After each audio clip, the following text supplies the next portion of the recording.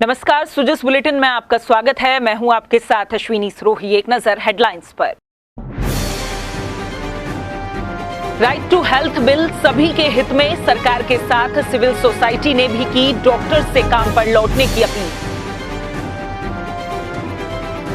राजस्थान दिवस पर आयोजित किया जाएगा लाभार्थी उत्सव। 2 लाख से ज्यादा सम्मानित लाभार्थियों से मुख्यमंत्री करेंगे संवाद। वरिष्ठ नागरिक तीर्थ यात्रा योजना के तहत जयपुर से रामेश्वरम के लिए रवाना हुई विशेष ट्रेन। लाभार्थियों ने जताया मुख्यमंत्री का आभार। राइट टू हेल्थ बिल सभी के हित में है। मुख्यमंत्री श्री अशोक गहलोत ने जहां डॉक्टर से काम पर लौटने की अपील की है, वहीं अब सिविल सोसाइटी ने भी डॉक्टर से काम पर लौटने की अपील की है। सिविल सोसाइटी का कहना है कि इस बिल का ड्राफ्ट तैयार करने के लिए 4 सालों से चिकित्सा विशेषज्ञों और प्रबुद्ध जनों के साथ अलग अलग स्तर पर बैठकें की गई। महत्वपूर्ण सुझावों को शामिल कर बिल का ड्राफ्ट पिछले सत्र में विधानसभा में प्रस्तुत किया गया। विधायकगण के सुझावों के आधार पर इस ड्राफ्ट को विधानसभा की प्रवर समिति को भेजा गया। चिकित्सकों और अलग अलग चिकित्सक संगठनों के प्रतिनिधियों के साथ हुई बैठकों में मिले सुझावों को शामिल करते हुए प्रवर समिति की सहमति से बिल तैयार किया गया है। इस कानून को लेकर निजी चिकित्सकों का किसी भी तरह से कोई विरोध होना चाहिए। इस कानून को बनाते वक्त कई सारे समूहों, चिकित्सकों, सिविल सोसाइटी सभी से सलाह ली गई थी और सबसे ज़्यादा जो वार्ताएं हुई थी वो निजी सेवा क्षेत्र के जो चिकित्सक हैं उनसे हुई थी। उन्हीं की मांग पर इस कानून, इस विधेयक को प्रवर समिति को भी भेजा गया।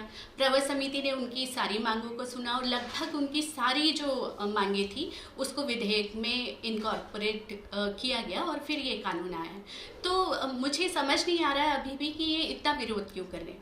इनको एक क्लॉज से ज़रूर दिक्कत है। ये कह रहे हैं कि जो इमरजेंसी केयर को लेके जो एक क्लॉज है जिसमें ये कहा गया है कि कोई भी रोगी अगर निजी अस्पताल में जाता है और उसको इमरजेंसी ट्रीटमेंट, और इमरजेंसी की भी परिभाषा कानून में दी गई है बाकायदा, अगर किसी भी ऐसी इमरजेंसी जो कि एक्सीडेंट या सांप काटने या जानवर काटने या कोई गर्भवती महिला है जो इमरजेंसी की हालत में आई है, तो आप उसको उपचार से इसलिए मना नहीं करेंगे कि वो एडवांस पैसे नहीं जमा करवा पाता है, क्योंकि ये उसकी ज़िंदगी और मौत का सवाल है। ऐसे में अगर रोगी पैसे नहीं दे पाता है इमरजेंसी ट्रीटमेंट की, तो सरकार ने ये वादा किया है कि वो इसकी भरपाई निजी चिकित्सालयों को करेंगे। तो ऐसे में ऐसी तो कोई बात ही नहीं है कि निजी चिकित्सालयों को फ्री में या निःशुल्क सेवा देने के लिए फोर्स कर रही है सरकार। ऐसा तो कुछ भी नहीं है। यहाँ पर उनको रिइंबर्समेंट होंगे, बाकायदा जो दरें होंगी वो उनसे चर्चा कर तय की जाएंगी। तो फिर इन्हें दिक्कत क्या है? ये तो बिल्कुल चिरंजीवी योजना की तरह ही एक मॉडल होने वाला है। बूंदी के जिला अस्पताल में जिला कलेक्टर डॉक्टर रविंद्र गोस्वामी ने ट्रॉमा वार्ड में अपनी सेवाएं दी। आमजन को इलाज में किसी भी प्रकार की परेशानी का सामना नहीं करना पड़े, इसलिए खुद जिला कलेक्टर ने मरीजों को जांचा। वहीं मुख्यमंत्री ने भी बूंदी जिला कलेक्टर के इस जज्बे की तारीफ की है।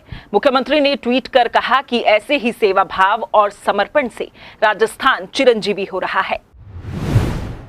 जिला अस्पताल में व्यवस्थाएं देखने गया था, भीड़ वगैरह थी, तो उसको देखते हुए, परेशानी को देखते हुए उस समय के लिए हमने मरीज़ लिखे। तो क्योंकि अस्पताल की व्यवस्थाएं सुचारू चलें, लोगों को इलाज मिले, यही हमारा प्राइमरी टारगेट है। तो उसको देखते हुए ऐसा जनरली जो अभी जो सीज़न चल रहा है, सर्दी जुकाम बुखार के नॉर्मल मरीज थे, एक कोई ट्रोमा का मरीज़ था वो अस्पताल में रेगुलर है।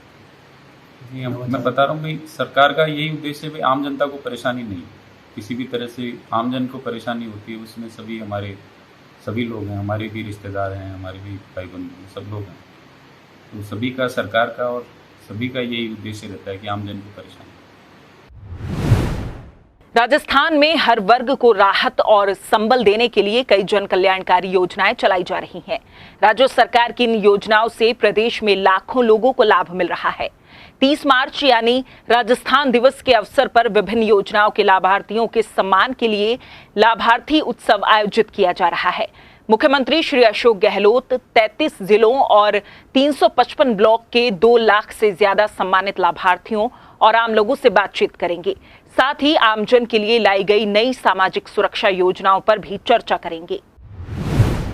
राज्य सरकार द्वारा चलाई जा रही वरिष्ठ नागरिक तीर्थ यात्रा योजना के तहत आज जयपुर के दुर्गापुरा रेलवे स्टेशन से रामेश्वरम के लिए ट्रेन रवाना हुई। देवस्थान विभाग मंत्री श्रीमती शकुंतला रावत ने ट्रेन को हरी झंडी दिखाकर रवाना किया। ट्रेन में यात्रा करने वाले बुजुर्गों के चेहरों पर खुशी नजर आई और इस योजना के लिए मुख्यमंत्री का आभार भी जताया। आज हमारी ये जो ट्रेन जा रही है, सभी ट्रेन है जो कि रामेश्वरम जा रही है और आपने देखा होगा कि सभी सम्मानित बुजुर्ग लोग कितने खुश दिखाई दे रहे हैं। बड़े मुख्यमंत्री महोदय को दुआ दे रहे हैं कि भगवान भला करे अशोक गहलोत का, कि हमें बाहर भेज रहे हैं। शायद हमारे बच्चे भी जा पाए या नहीं जा पाए, कोई गया नहीं गया, लेकिन हम रामेश्वरम जा रहे हैं और हमारी व्यवस्था बेटे की तरह से राजस्थान के सम्माननीय मुख्यमंत्री अशोक गहलोत जी ने ये योजना चलाई, वरिष्ठ नागरिक तीर्थ यात्रा योजना, जिसमें कि 18,000 हमारे यात्री ट्रेन से गए हैं और 2,000 जिसमें कि बाई प्लेन गए हैं, जो कि पशुपतिनाथ गए हैं। अभी हमने 2 दिन पहले ही उनको भी रवाना किया है यहाँ से जयपुर से। हमारे को अच्छी लगी, बहुत खुश है, हम जा रहे हैं, हमारा बहुत अच्छा लग रहा है, बहुत अच्छी है, सरकार की तरफ से धन्यवाद। नंदीलाल गोठड़िया सुजानगढ़ से मेरे पत्नी के साथ इस धार्मिक यात्रा में जयपुर आया हुआ हूँ। यहाँ के कार्यक्रम देखे मुझे बड़ा संतोष हुआ। हम सुबह यहाँ 12 बजे पहुँचे थे, 4 बजे तक नाश्ता पानी खाने की अच्छी व्यवस्था, गाड़ी ट्रेन में भी हमारे बैठने की सोने की अच्छी व्यवस्था। मैं माननीय अशोक गहलोत जी का बहुत बहुत धन्यवाद देता हूँ। सुशील कुमार वर्मा चूरू से।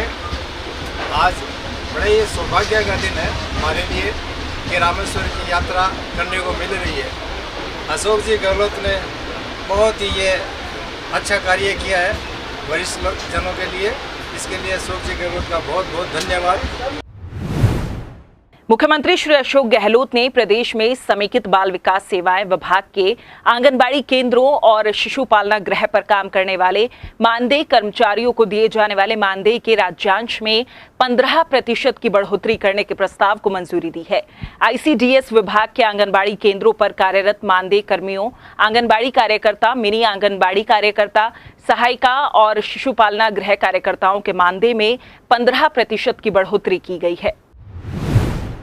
बीकानेर में स्वामी केशवानंद राजस्थान कृषि विश्वविद्यालय में आयोजित हुए 3 दिवसीय किसान मेला पोषक अनाज समृद्ध किसान का बुधवार को समापन हुआ।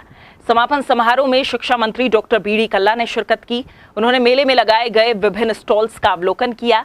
साथ ही मेले के दौरान आयोजित विभिन्न प्रतियोगिताओं के विजेताओं को पुरस्कार देकर सम्मानित भी किया। इस दौरान उन्होंने कहा कि देश की अर्थव्यवस्था कृषि और पशुपालन पर आधारित है। किसानों को अन्नदाता कहा जाता है। किसान जितने समृद्ध होंगे, देश और प्रदेश विकास के पथ पर आगे बढ़ेगा। राजस्थान में शिक्षा विभाग के द्वारा राइट टू एजुकेशन कानून के तहत प्राइवेट स्कूल्स में एडमिशन की प्रक्रिया शुरू कर दी गई है। इसके लिए 29 मार्च से 10 अप्रैल तक ऑनलाइन आवेदन कर सकेंगे। जिन बच्चों को पहले ही आरटीई के तहत एडमिशन मिल चुका है, वे फिर से आवेदन नहीं कर सकेंगे। जिन्होंने एडमिशन के लिए आवेदन किया लेकिन प्रवेश नहीं मिल पाया है, वो आवेदन कर सकते हैं। ऑनलाइन लॉटरी 12 अप्रैल को एनआईसी की ओर से जारी की जाएगी। 12 से 20 अप्रैल तक अभिभावक ऑनलाइन रिपोर्टिंग कर सकेंगे। 12 से 28 अप्रैल तक स्कूल आवेदन पत्रों की छानबीन करेगा। इसके बाद 12 से 5 मई तक अभिभावक अपने रिकॉर्ड को सुधार सकेंगे। जैसलमेर में जिला कलेक्टर टीना डाबी ने जिला कलेक्ट्री परिसर में आयोजित नागरिकता प्रमाण पत्र शिविर के मौके पर 20 पाक विस्थापितों को भारतीय नागरिकता प्रमाण पत्र प्रदान किए। जिला कलेक्टर डाबी ने पाक विस्थापितों को भारतीय नागरिकता प्रमाण पत्र प्रदान करने के बाद उनको हार्दिक बधाई दी और कहा कि भारतीय नागरिकता मिलने से उन्हें अपने अधिकारों का पूरा हक मिलेगा। उन्होंने कहा कि आज का दिन इन पाक विस्थापितों के लिए बहुत ही खुशी और यादगार दिन है। पाक विस्थापितों को 10 से 15 साल बाद भारतीय नागरिकता का प्रमाण पत्र मिलने पर खुशी से उनके चेहरे खिल उठे।